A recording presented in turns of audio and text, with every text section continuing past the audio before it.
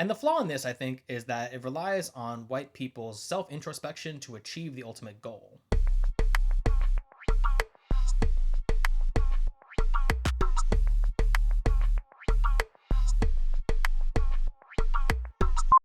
Like many of you out there, I've been spending a lot of time contending with the themes explored in the movie Sinners. Sinners has been out for about a month now. It has done quite well commercially and has also generated a lot of critiques from many different sides of the table. I think specifically the roles of Mary and Grace have generated the most conversation, particularly when it comes to the role of non-black people in the struggle for black liberation. So while other creators have critiqued it already from a multitude of angles, I do think that Sinners was the conversation starter that we needed, especially from an original intellectual property. And I want to zero in on one particular take, this from Substack user Brooklyne, which, if you haven't already followed me on Substack, I'm quite active on there, so please go follow me at the link in the description. On April 21st, Substack user Brooklyne posted the following note: I hate that people are walking away from Sinners with "you can't trust allies" and not "white supremacy and individualism hinders solidarity." The same user then made a post on Substack expanding more on this opinion. As a media studies professor, I emphasize that all media is polysemic, open to multiple, often conflicting readings. How we interpret a film, show, or image says far more about our own ideologies and biases than about the media itself. What you see or don't see in that scene reflects your political orientation, not some universal truth embedded in the work.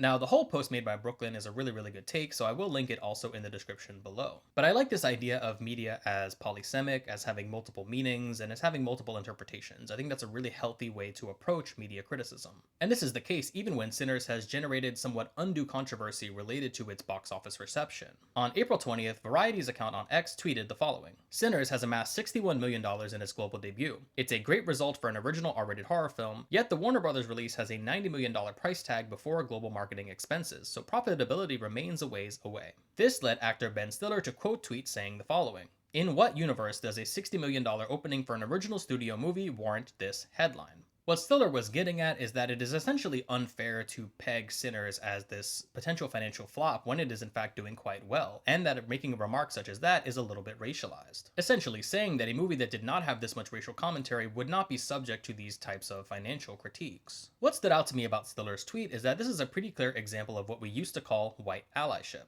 White allyship being when a white person steps into an instance of bias or racism and calls it out. For anyone who was an adult in the 2010s, the concept of white allyship is probably pretty familiar to you. The basic tenet of white allyship is that white people should organize amongst white folks in their own white spaces and do anti-racist work amongst their own kind. This also extends to other communities, for example, Asian communities being able to do their own solidarity organizing. So in the 2010s, we saw powerful uprisings and social movements in the United States and observed social justice concepts blossom into the mainstream in tandem. That in itself is not to be admonished or understated. It's rather unfortunate that this social momentum was met with such an intense right-wing backlash, but that's literally the history of the United States when it comes to everything. It does lead me to ask the question though, where have all the white allies gone lately? What is the state of the white ally movement? Because from this vantage point in the 2020s, white folks are more fired up and resolute in their racist foolishness than ever before. Though the white ally movement flourished in the 2010s, as far as I'm concerned at this moment, the white ally movement is a social experiment that failed. Otherwise, how do we account for this moment in which racism and political polarization is more ardent than ever before? In order to answer that question, I think it would be worthwhile to look at some of the key players in the white ally movement in the 2010s. Through this analysis, we can look at some of their strategies and how they might have succeeded or might have failed. Keep in mind that if you're a white person watching this video, I am not trying to suggest a new orthodoxy for how white allyship work should be done.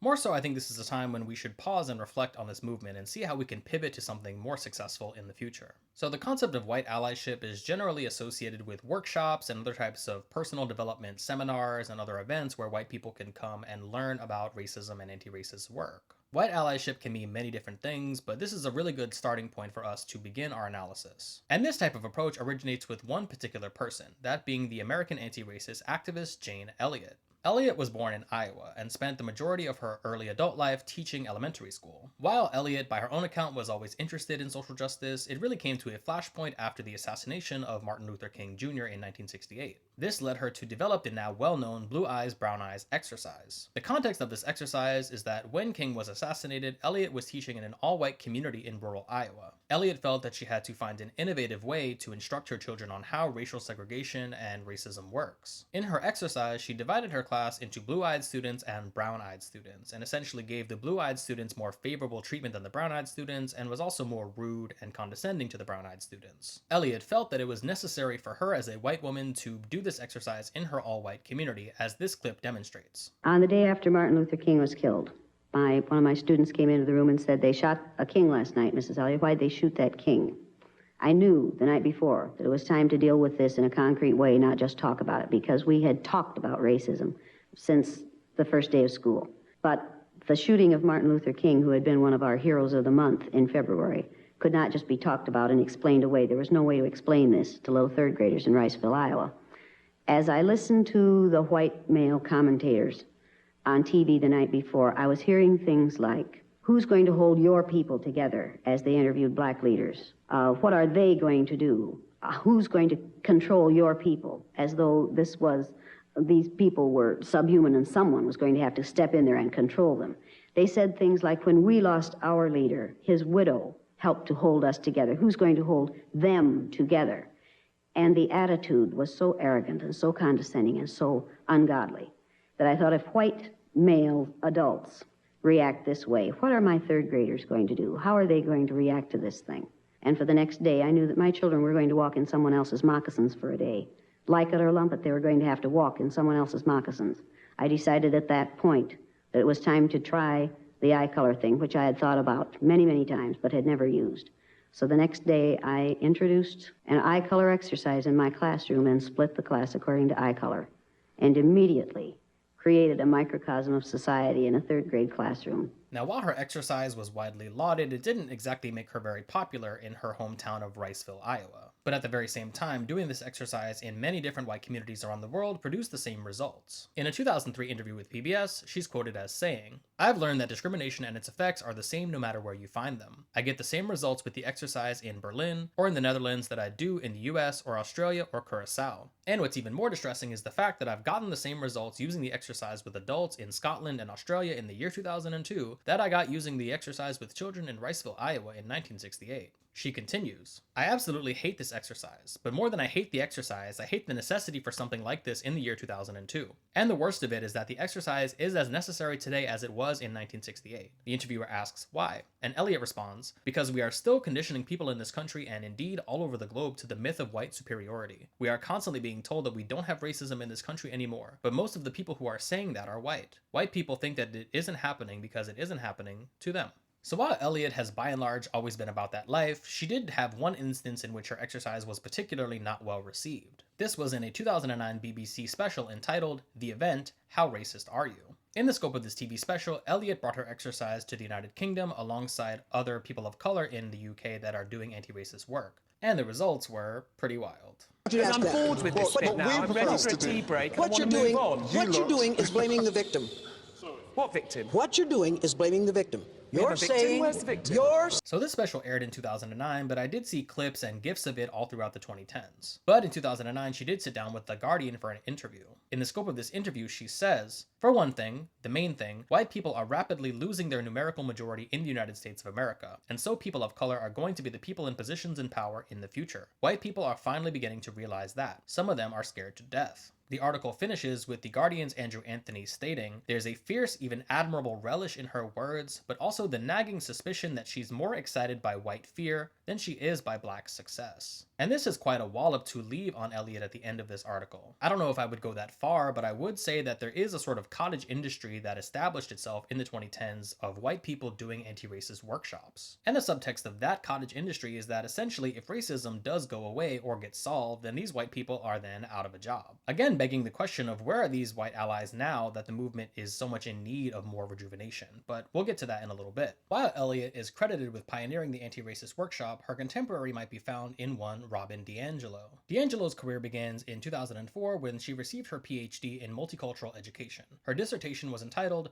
Whiteness and Racial Dialogue, a Discourse Analysis. She then parlayed that dissertation into multiple professorships and a career as an anti-racist consultant. You could say that this culminated in the publishing of her 2018 book, White Fragility. DiAngelo is credited with coining the term white fragility in 2011. I do want to make mention that according to Wikipedia, Wikipedia, white fragility debuted on the New York Times bestseller list and remained there for 155 weeks. It has also been translated to 11 languages aside from English. One could say that D'Angelo is at the very least a careerist, someone that benefits from their career-long dialogue about racial justice. Now, the term white fragility in and of itself is a little bit interesting because it is kind of an instrument of how white supremacy propagates itself. And while still very few white people have built careers off of this type of work to the extent that D'Angelo has, the number is still a non-zero number. Someone in the next generation from Eliot who was also very associated with this work in the 2010s was Tim Wise. I find Tim Wise to be quite interesting, especially for aspects of his story that aren't really well known to folks today. Tim Wise is a white person of both white European and European Jewish ancestry who grew up in Tennessee. He went on to attend Tulane University in New Orleans, where he got involved in campus anti-apartheid activism.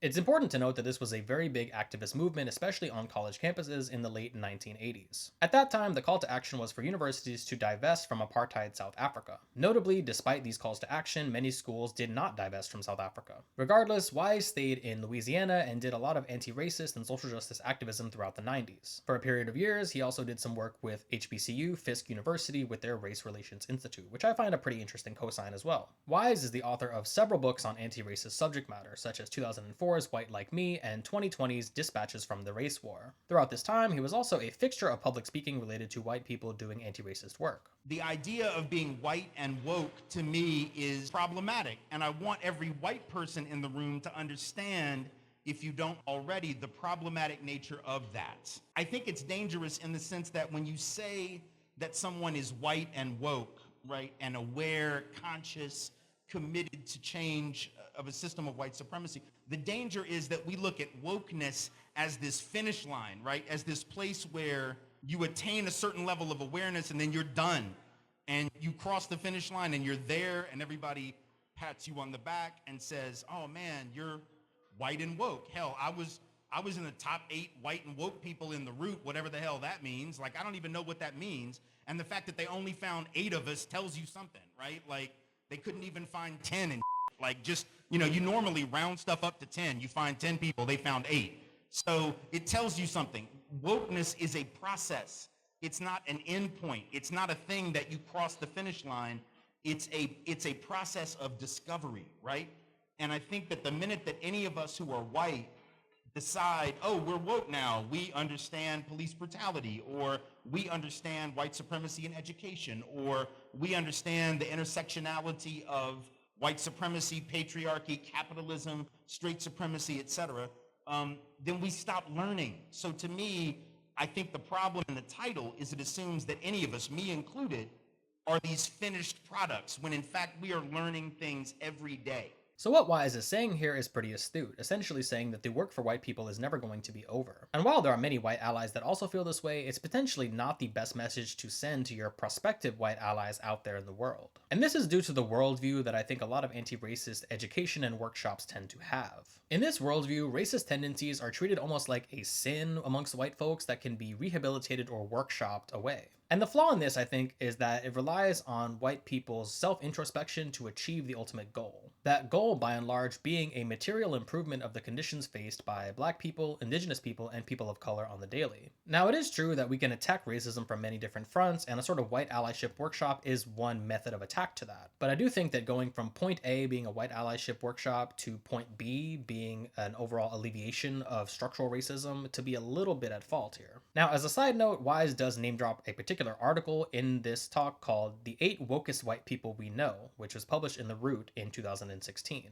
Wise somewhat sarcastically says they could only find 8, they couldn't even find 10 people, which I find really funny. And of the crew that they assembled, the first person on the list is J.K. Rowling. Wow, this didn't age well. So Tim Wise appears on this list as the 8th entry, but I do want to focus in on the 7th entry, who I also find relevant to this conversation. That person being actor Matt McGorry. So I was first introduced to Matt McGorry in his role on How to Get Away with Murder, in addition to Orange is the New Black, which both aired around the same time. The article from The Root notes the following. On How to Get Away with Murder, Matt McGorry plays the fairly clueless bro Asher Millstone, but in real life, his eyes are wide open. Across social media, McGorry has shown support for racial justice, black folks, feminism, and women in general. It then cites the following tweet made by Matt McGorry, which states, I like my women like I like my coffee, with infinite variations of size, color, and dollar sign value because none of these determine determines its right to be loved. The article also notes that Magori is bros with some pretty woke dudes, including a photo of Magori next to Jesse Williams and DeRay Mackison. Now, I don't really know anything about Magori personally outside of the roles that he played on How to Get Away with Murder and Orange is the New Black. But this does kind of demonstrate what the bar was for white allyship, especially in 2015 and 2016. This sort of surface level posturing was enough for many people to cast these people like Matt Magori in the role of the good ones. And I'm not ragging on Matt Magori at all. I do think though that this sort of posturing would not really gain somebody anything in this present day. Really, it's the case that association with activist causes and social justice work was considered somewhat cool in the 2010s. Cool not just for social clout, but also for marketability. Which leads me to my last white ally example, Chelsea Handler. I know you're probably thinking, what am I on about? But in 2019, Handler produced and starred in a documentary for Netflix entitled Hello Privilege, It's Me, Chelsea. This goes to show how profitable or marketable association with activist causes was around that time. Because judging from clips of the documentary, I don't know that Handler really reached any conclusions in the making of the documentary. I'm clearly the beneficiary of white privilege. I want to know how to be a better white person to people of color. We need to talk to people who are white and stop asking black people to solve our problems. Do you think it exists? I wouldn't say it's totally non-existent, but it's not something that I see very commonly. But would you see it if you're white? So now in this moment in 2025, with the passing of the federal DEI ban, this cottage industry related to white ally movements is somewhat shrunken. That is to say, it is no longer tenable for many organizations to invest in this kind of work if it were to be considered to violate the DEI ban. What I want to emphasize is that when it comes to this message of white allyship, it's not that racist white people didn't get the message. They got it, they just rejected it. No matter what kind of pop psychological model of behavior change the white allyship mentors proffered, it could not stand a chance to the sheer magnitude on which white supremacy operates. To quote from another source on Substack, the post "White masochism is not innocence" by Ayoto, "Liberation is not therapy. It will not ask for your forgiveness. It will demand your strength." Now, to be clear, this polarization that I'm describing at this current moment has been kind of in development for a while. I think back to the early 2010s when the practice of Facebook comment wars and ruining Thanksgiving was part of the culture. So amidst this polarization, what is the white ally to do? Especially when black people, indigenous people, and people of color are still struggling to attain political power. It's a little bit of a catch-22, something that I'm going to call Schrodinger's liberation. That being the duality of people of color don't need white people to save them, but it should not be up to people of color to abolish the systems that are stacked against us. Now, there have been many debates to this exact subject matter throughout the years. Unfortunately, while we were having these debates, racist white people really gained a lot of ground in the interim. As such, I do struggle to think of a use for the so-called white allies moving forward. If the white allyship movement did not succeed, how can we pivot to something that will? In essence, what would it take for any given white person to go to war for black people, indigenous people, and people of color?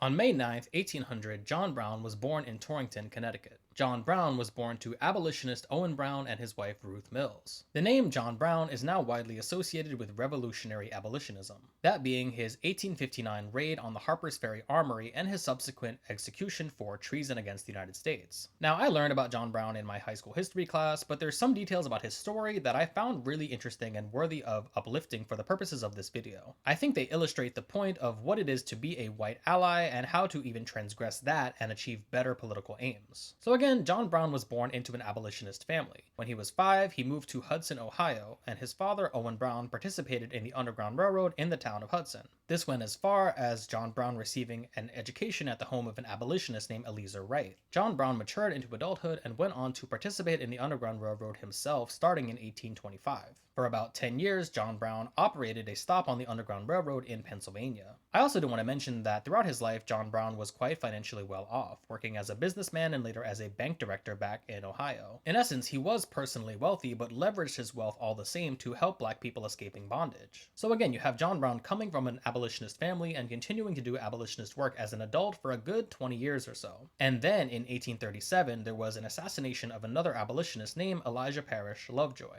It was this extrajudicial killing that radicalized John Brown into a more militant version of abolitionism.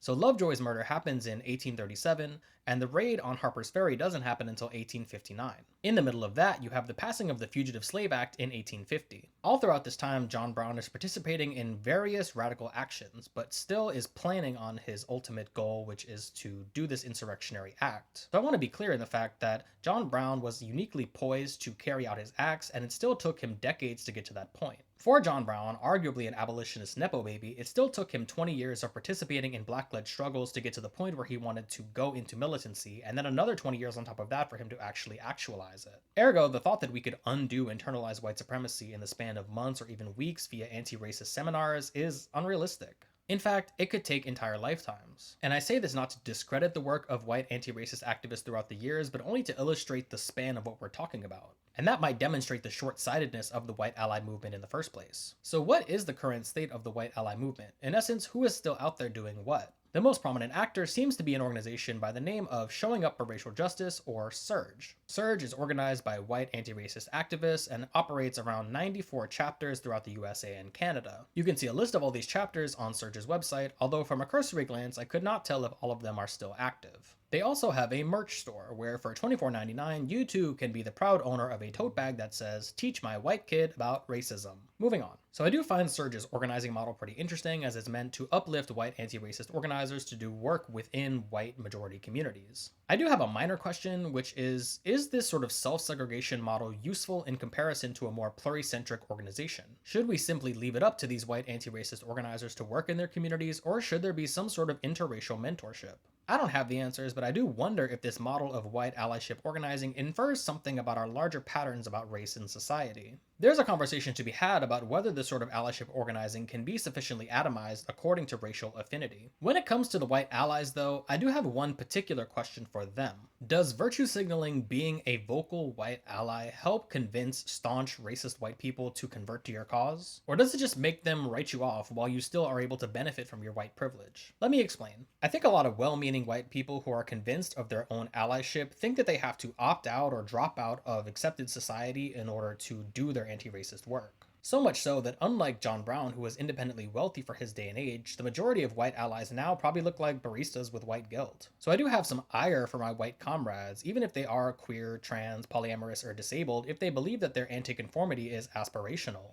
Because at the end of the day, the work that they do as a woke barista does not materially uplift black people, indigenous people, or people of color. Especially now when this image of a white person with blue hair and pronouns is now a right-wing dog whistle. I keep on thinking, like, what if these baristas ditched all the piercings, put on a pair of khakis, and went to go work as loan officers? I think they're kind of avoiding being in a position of power very badly, but what if they could put that power to good use? What if they could learn how to be subversive in their ideology? Because for a vocal white ally to approach an institution vested with power and be vocal in their identity as an ally in their beliefs, they're going to be written off from the jump. What if we had a league of white allies who moved in silence and committed to doing some real sabotage and reconnaissance? Just imagine that. Just imagine it, let it marinate, and let me know what you come up with in the comments. Because if we're critical of white people building careers off of anti-racism work and education, we do have to come up with some different solutions to put them to work. At this point, white allies still see themselves as the protagonists of their own choose your adventure book. So when white allies commit to being the plot twist rather than the plot itself, that's when I'll have some newfound appreciation for them. Alright folks, that's the video. Thanks again for making it this far. What's your take on the white ally movement? Do you think that they achieve what they set out to do, or do you think that they have a long road ahead of them? Let me know in the comments. Also, if you're a white person doing this kind of work and you have resources to share, feel free to put that in the comments below as well. This is Hassan with the Diaspora Gothic channel. Remember to stay connected, stay rooted, and stay dramatic. Bye!